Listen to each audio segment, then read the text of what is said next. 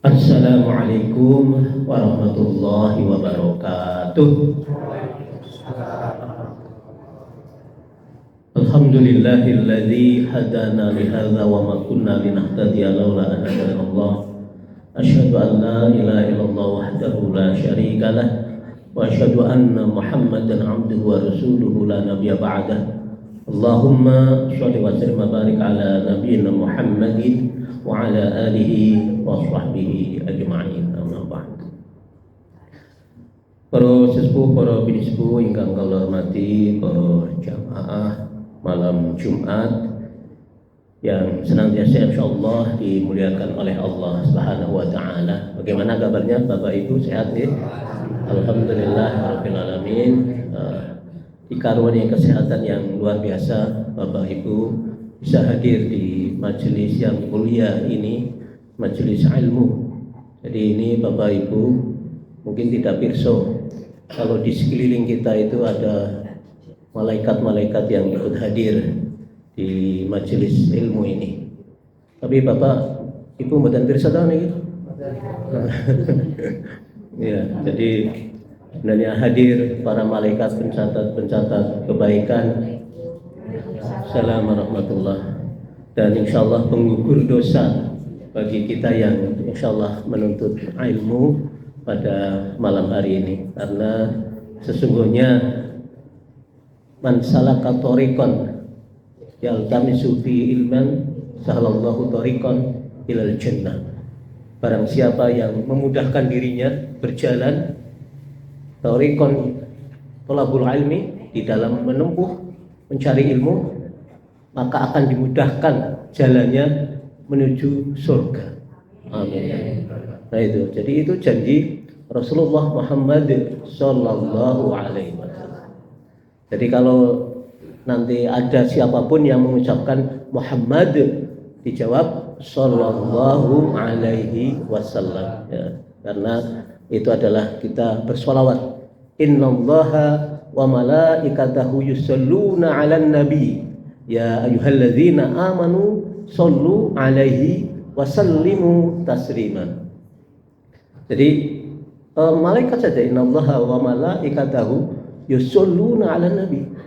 Sesungguhnya Allah dan malaikatnya itu bersolawat kepada Nabi ya, pada baginda Rasulullah Muhammad sallallahu alaihi wasallam. Jadi bersolawat kepada baginda Rasulullah. Jadi kita juga ketika ada mengucapkan Rasulullah Muhammad, maka sallallahu alaihi wasallam. Itu bagian dari sholawat kita pada Rasulullah.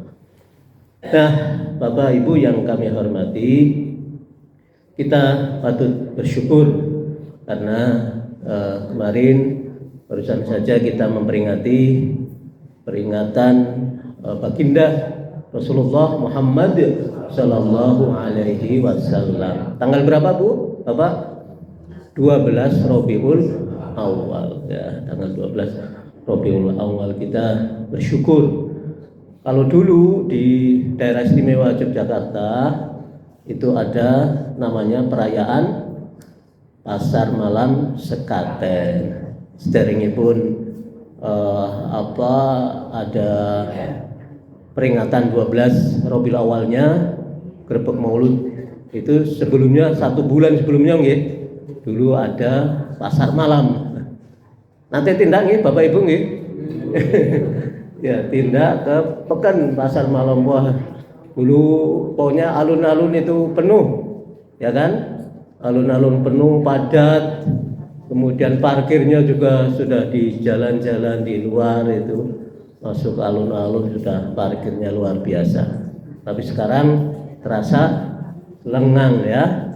Alhamdulillah tidak ada di mana di alun-alun tidak ada perayaan pasar malam. Hanya tetap grebek maulidnya masih nggih.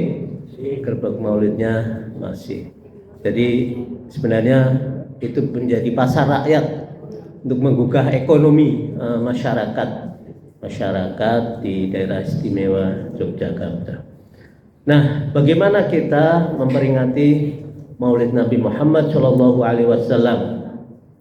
Jadi kita bersyukur ya bahwa Allah mengkaruniai kita itu bermacam-macam nikmat, nikmat sehat dan nikmat waktu luang. Apalagi kita diberikan oleh Allah sebagai makhluk hidup, manusia itu berbeda dengan makhluk yang lainnya. Makhluk apalagi yang lainnya Bapak Ibu? Hewan ya, kemudian tumbuhan ya, tumbuhan. Kemudian ada makhluk lain, makhluk gaib ya, ada jin, ada malaikat. Tapi kita manusia itu diberikan sungguh fi ahsani taqwim. Jadi dalam sebaik-baik bentuk itu merupakan syukuran kepada Allah Subhanahu wa taala. Nah, ini kita lihat berbagai makhluk di dunia ini, mungkin Bapak Ibu belum pernah melihat makhluk ini. Tapi ternyata ada makhluk ini. Hamparan luas di dasar laut yang direncanakan untuk penambangan laut dalam adalah rumah bagi ribuan makhluk laut misterius yang kebanyakan belum diteliti. Mereka termasuk aneka cacing asin. Ternyata kurang keras. Makhluknya apa lagi Bu? Napun nanti mirsani. Masya Allah.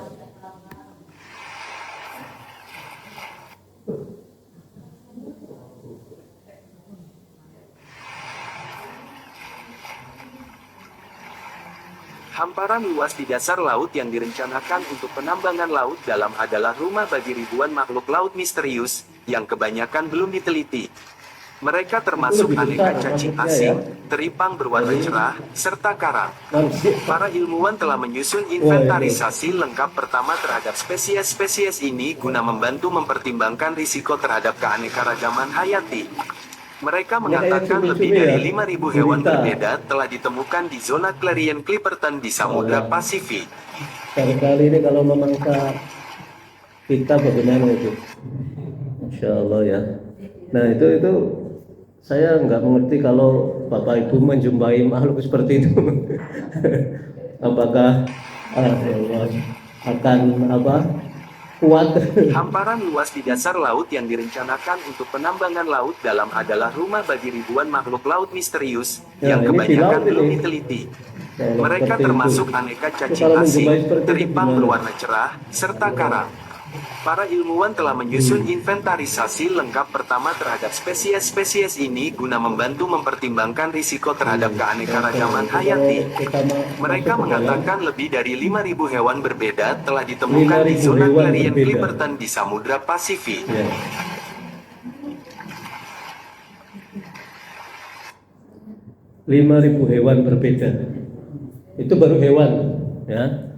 Manusia pun berbeda-beda loh Bu. Ya, penduduk bumi ini antara satu dengan lainnya itu berbeda-beda. Ini yang hadir di sini aja berbeda-beda, masya Allah. Itu makhluk Allah ya. Ada manusia, ada hewan, ada tumbuhan. Tumbuhan juga banyak sekali macamnya. Kita sungguh kalau menghitung makhluk-makhluk Allah itu tiada mungkin bisa menghitungnya. Itu yang besar-besar, belum yang kecil-kecil. Makhluk yang kecil. Makhluk yang masya Allah tidak bisa dilihat dengan mata biasa saja. Jadi selaku makhluk Allah kita bersyukur Allah memberikan karunia yang luar biasa kepada kita berupa baginda Rasulullah Muhammad Sallallahu Alaihi Wasallam yang memberikan petunjuk, memberikan anugerah cahaya ilmu, cahaya pencerahan, nur. Kemudian juga dulu dari kesesatan ke dalam insya Allah jalan yang benar ya. Minaz zulumati ilan nur, dari jalan-jalan kebatilan, jalan-jalan kezaliman, kemudian menuju jalan cahaya. Kalau belum ada baginda Rasulullah mungkin kita tidak mengenal sholat ya. Tidak mengenal zakat, tidak mengenal seperti ini silaturahim, pengajian. Dan mungkin Kalau kita tidak mengenal baginda Rasulullah, kita tidak bersemangat juga. Tidak bersemangat di dalam menuntut ilmu seperti ini. Ya, ini luar biasa, menuntut ilmu itu luar biasa. Jadi penuh semangat. Sebagaimana semangatnya ini, Bapak Ibu ini. Semangatnya yang luar biasa ini, tidak pantang menyerah.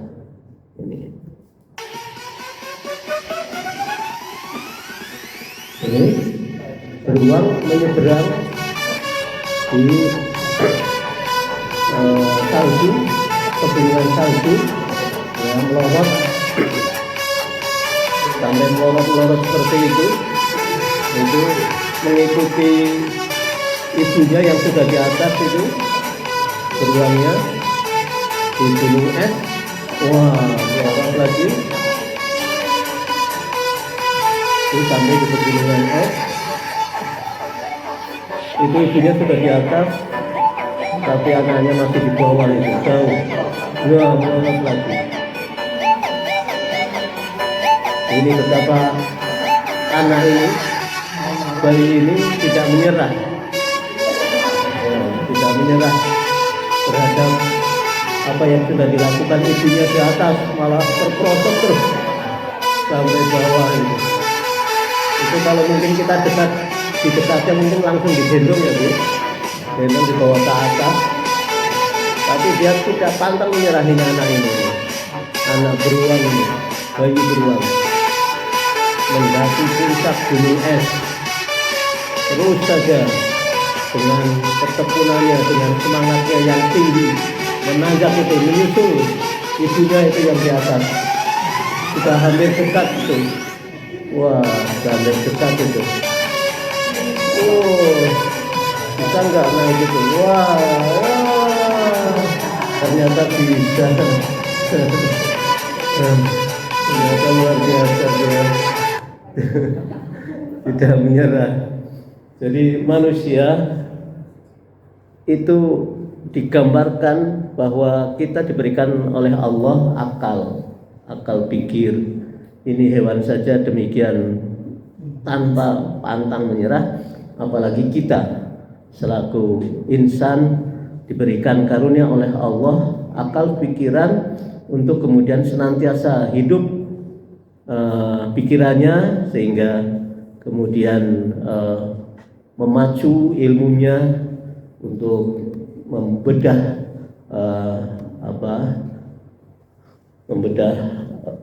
apa yang ada di langit maupun di bumi. Maka pernah Rasulullah itu bersedih, ya. Jadi suatu ketika Bilal itu azan subuh, ya. Azan subuh, Allahu Akbar, Allahu Akbar. Azan. Bilal biasanya sebelum azan selesai, Rasulullah itu sudah berada di lokasi itu, sudah berada di tempat sholat beliau. Bilal sebelum azan saja biasanya Rasulullah sudah berada di tempat sholat. Tapi Bilal selesai azan, memandangkan azan, itu tidak ada beliau di tempat sujudnya biasanya. Nah, kemudian Bilal akhirnya menyusul di rumah Rasulullah itu, di beliau sare, ternyata tidak sare. Beliau baru saja bangkit dari sujud, ya, dari sujud itu, kemudian duduk dan selesai itu salam. Bilal kemudian bertanya kepada Rasulullah, ya Rasulullah, kenapa engkau dalam keadaan seperti menangis?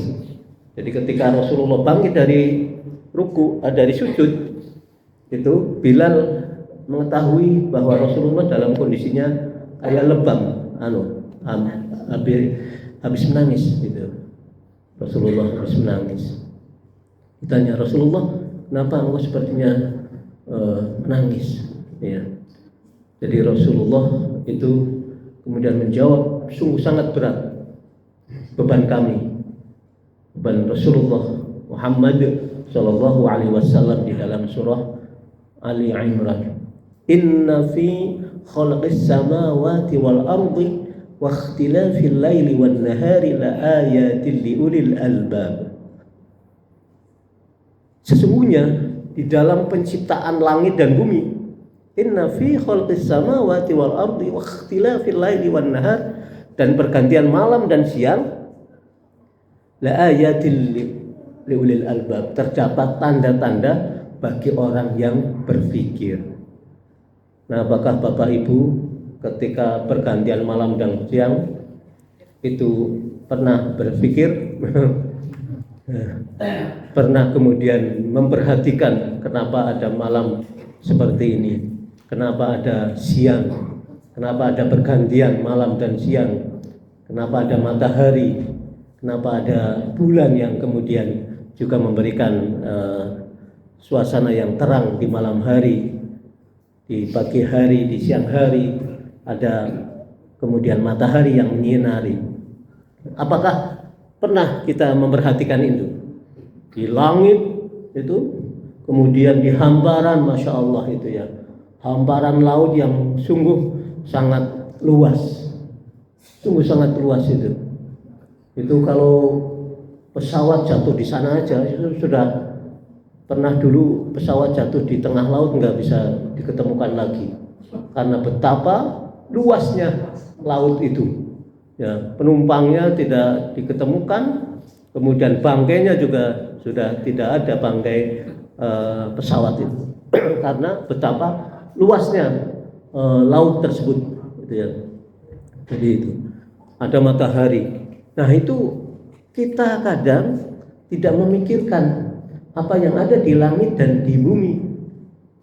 Pergantian malam dan siang kita juga tidak pernah memikirkan. Suatu ketika B.J. Habibie, orang yang sungguh sangat pintar, jenius otaknya, pirsa nggih B.J. Habibie, presiden keberapa? Ya, keempat nih. B.J. Habibie dengan IQ-nya yang luar biasa, jenius. Menurut cerita, beliau itu kecerdasannya yang luar biasa, tapi kalah oleh orang Yahudi. Jadi beliau itu ranking 3 ketika di Jerman. Itu ranking 1 laki-laki orang Yahudi, ranking 2 perempuan orang Yahudi, kemudian ranking 3 Habibie. Kenapa ini saya tidak bisa meraih ranking 1? Ternyata dia pengen tanya kepada temannya, apa yang engkau lakukan sehingga engkau sangat pintar di dalam menuntut ilmu? Tanya kepada temannya yang ranking 1 dan ranking 2. Awalnya temannya itu tidak mau cerita, Bu, karena itu menjadi rahasia dirinya supaya tidak dilampaui rankingnya. Tapi ternyata akhirnya karena memang B.J. Habibie terus-menerus menanyakan hal tersebut, ternyata ditanya itu akhirnya menjawabnya Habibie sampai kaget. Apa yang dilakukan? Yang dilakukan oleh orang Yahudi ini itu adalah ketika jam 3 malam itu bangun. Jam 3 malam bangun, kemudian mandi. Dan apa yang dilakukan setelah mandi? Sebelum belajar, dilakukan setelah mandi itu membaca Al-Quran menurut penuturannya itu. Padahal dia orang Yahudi, tapi tahu bahwa Al-Quran itu adalah ilmu yang penuh dengan baik ilmu alam maupun ilmu non alamnya, hikmah-hikmahnya itu sungguh luar biasa. Dia membaca Al-Quran. Habibie sampai malu. Dia sendiri istilahnya membaca Al-Qurannya tidak seperti itu yang ia lakukan. Dan dia juga tidak sholat malam seperti itu. Si Yahudi malah kemudian mandi, kemudian membaca Al-Quran. Jadi tidak sholat ya Yahudi itu, hanya mandi, bangun, mandi, kemudian membaca Al-Quran, setelah itu belajar. Nah, akhirnya setelah tahu bahwa punya kiat seperti itu, padahal kiat itu ada dari kalangan muslim, akhirnya dia lakukan. Habibie itu kemudian mandi, bangun jam 3, kemudian mandi dan membaca Al-Quran. Hanya secara terus menerus itu dilakukan oleh Habibie, akhirnya naik peringkatnya. Habibie yang menjadi ranking 1, kemudian Yahudinya turun peringkatnya. Nah, ini menjadi sebuah upaya sebenarnya bahwa di dalam Al-Quran itu terdapat ilmu-ilmu yang sungguh mengagumkan, tidak hanya bagi kaum muslimin tetapi juga bagi orang non muslim juga. Nah, ketika Rasulullah kemudian ditanya seperti itu, kenapa engkau menangis wahai Rasulullah? Karena saya melihat umat saya tidak ada yang kemudian berpikir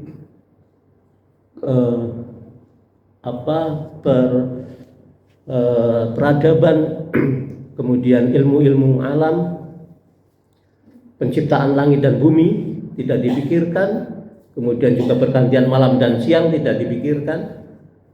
Mereka itu berzikir saja, berzikir. Inna fi khalqis samawati wal ardi wa ikhtilafil laili wan nahar la ayatin liulil albab alladzina yadhkurunallaha.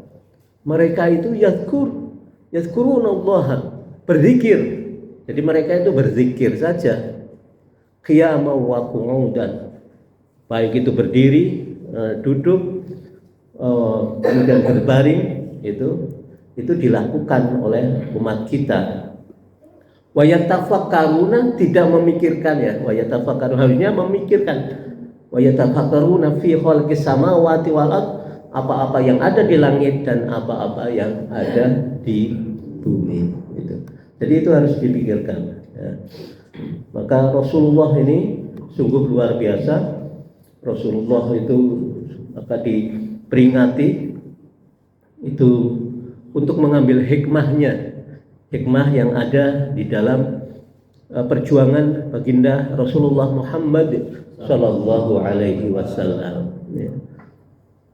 Apa yang perlu menjadikan hikmah kita? Jadi Rasulullah itu teladan akhlaknya. Akhlaknya adalah akhlak Al-Quran ya, akhlak yang sangat agung. Beliau mempunyai sifat terpuji. Ini beliau punya sifat yang terpuji, sifat yang agung ya. Rasulullah itu sungguh sangat terpuji sifatnya, sehingga diberi gelar Al-Amin ya, Al-Amin. Jadi beri gelar Al-Amin. Pada waktu berdagang, beliau tidak pernah menipu ya. Ada pedagang yang menipu, Bu? Sekarang kan berdagangnya lewat online ya, Bu. Berdagang lewat online. Ibu tinggal mencet aplikasi itu, pilih mana, kemudian mau membeli apa, membeli jilbab umpamanya, membeli hijab, membeli baju koko, membeli sarung, itu sudah bisa dilakukan. Kalau biasanya ke toko langsung ya, toko bisa ini langsung memegang kainnya. Oh, ini kainnya halus, ini kainnya katun, kainnya enak dipegang, enak dipakai. Bisa juga kemudian langsung Bapak Ibu ke ruang ganti untuk kemudian dijajal dulu ya. Dulu kan seperti itu ya, Bu ya. Kalau sekarang lewat online hanya kira-kira saja, kira-kira wah ini bahannya halus enggak. Mereka sudah sebenarnya mendeskripsikan ini bahannya ini, sudah bahannya katun, halus, ibu pakai enak gitu. Nah setelah dikirim, taunya kasar, taunya barangnya kasar, barangnya tidak enak, tidak halus gitu. Itu bisa kemudian komplain. Sekarang ada namanya juga COD, jadi cek dulu sebelum dibayar, cek dulu. Jadi Bapak Ibu bisa kemudian membeli lewat online, dicek dulu, kemudian online, kemudian baru dibayar. Itu sekarang sudah seperti itu. Nah kalau yang tidak amanah, ini amanah, tidak jujur, maka tadi barangnya kelihatannya halus, tapi ternyata tidak halus. Barangnya kelihatannya tebal, tapi ternyata tipis. Kelihatannya cukup bagi kita, ternyata mepet, ternyata kecil. Nah, itu karena tidak amanah. Saya masih ingat dulu kalau di pasar ya Bu ya, Bapak Ibu kan sering ke pasar ini ya, pakai timbangan betul Ibu? Ya, ketika nimbang beras, saya kok loh, Bu, itu di bawah timbangan enten napa Ibu? Ternyata ada pakunya Bu. Masya Allah, ada pakunya loh. Oh, dikasih paku Bu, nggak boleh gitu ya. Itu paku untuk memberatkan, harusnya 1 kilo full karena pakunya berapa on, jadi tidak full 1 kilo. Itu pedagang tidak amanah. Ada pedagang buah, dagang buah. Pak, ini jeruknya manis apa kecut ya? Dia manis. Akhirnya silakan cicipi, dikasihlah jeruk, dikupaskan, enak betul. Ternyata dibawa pulang, dicicipi yang itu yang di dalam karung kecut. Ternyata asam. Ternyata nggak manis sebagaimana yang dicicipi. Akhirnya dibawa kembali ke penjualnya. Pak, tadi kan jenengan bilang ini manis, ini ternyata kecut.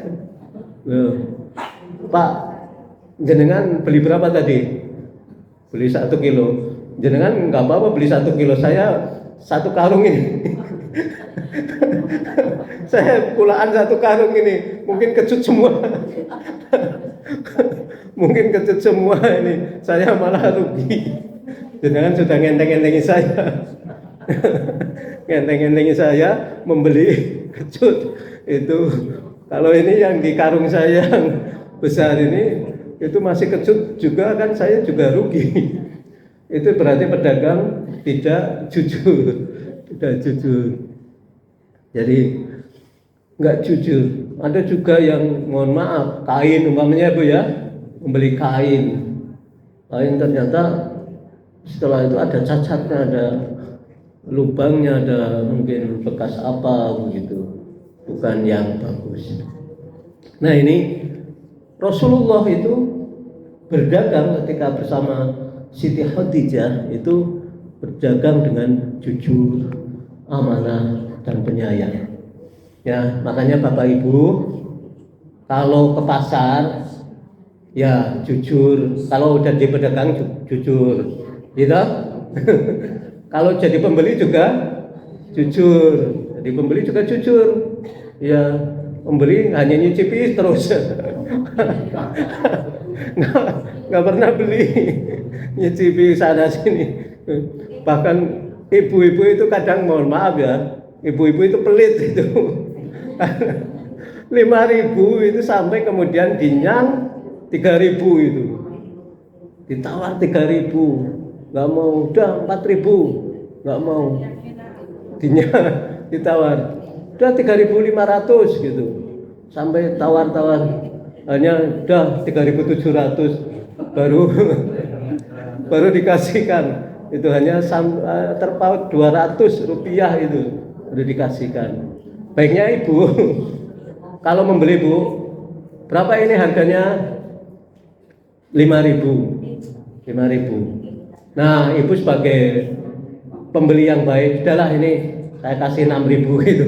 Nah itu pembeli yang baik gitu ya. Jadi kalau ada penjual 5.000 tidak usah ditawar 4.000 bu, malah dikasih 6.000 gitu.